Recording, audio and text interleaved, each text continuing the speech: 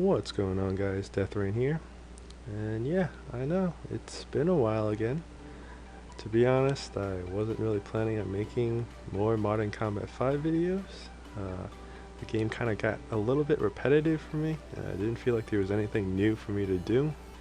And also, college was kind of getting fast-paced, competitive field, so I didn't also have as much free time as I used to. That's why I kind of just stopped playing for a while. I did recently re-download though, to check out the update and see what the tier 8 weapons were all about.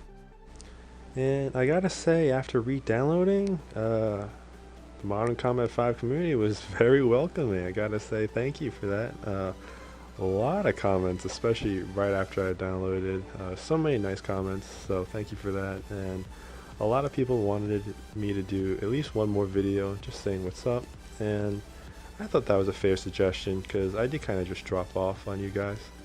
So this weekend I have some free time and I decided I'm gonna do a video.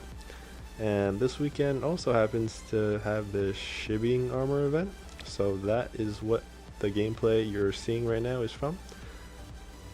This gameplay was also recorded using replay kit. So another update is that airshou, my previous recording software, has been revoked. Bummer, I know. So I can only record using replay kit right now, and I gotta say, not a fan. Replay kit makes me lag a lot. So it's really kind of a struggle to get full gameplays for you guys, because so many times I just have to stop recording after 1 or 2 minutes because my controls just start having this delay. In this game, it wasn't too bad. You'll see in some moments I have some whack aim, but in general, the delay fixed itself after a couple seconds, so it wasn't too bad. But anyway, I also want to use this video to give some final thoughts on Modern Combat 5 and also looking forward into Modern Combat 6 or Modern Combat Versus.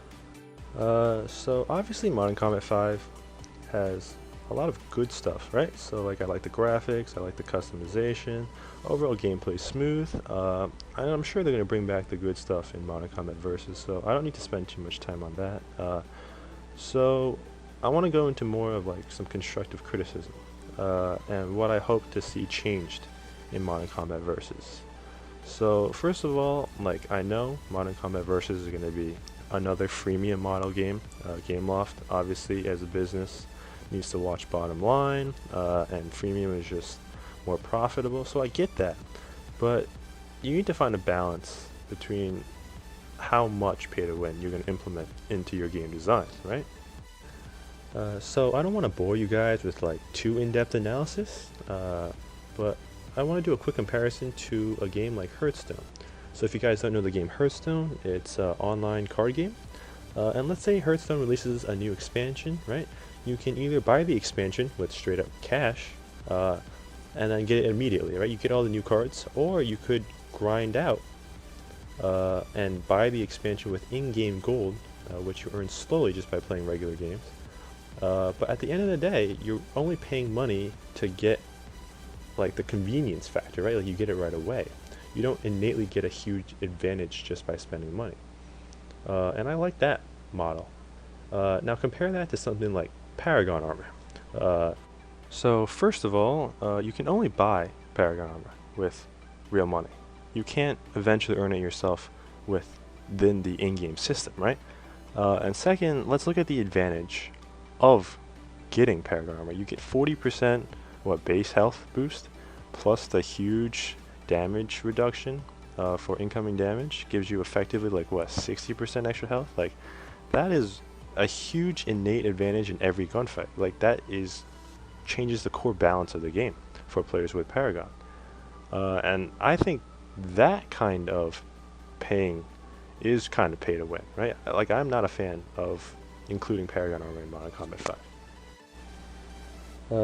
So what I'd much rather it be in Modern Combat Versus is something like the credit system, where you can earn credits by yourself regularly in matches, or you can choose to spend money on credits and you get the convenience factor, right?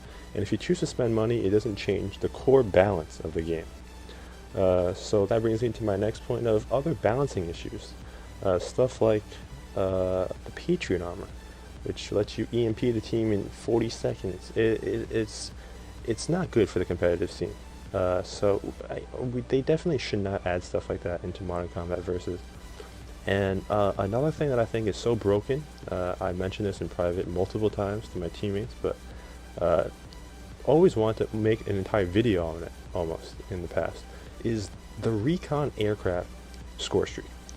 The recon aircraft, I think, is one of the most overpowered thing I've ever seen in Modern Combat. I don't know why more people do not mention this, right? For 2 kills in Assault, or 3 kills in any other class, you get essentially a Blackbird, compared to Call of Duty. And in Call of Duty, this is 8 kills, or 9 kill streak. And you get this for 2-3 kills every life. And the tactical advantage that a Blackbird gives you it's just insane. And you combine this with good aim and the kill times of something like the COG, right? A recon aircraft is one of the most frightening kill streaks. Like if I'm versing a good team and I hear they get a recon aircraft, like that's so much more scary than if they put down their sentry gun or like even a bomber. Like I couldn't care less if they have a bomber, but if they have a recon aircraft, like I need to shoot that down right away.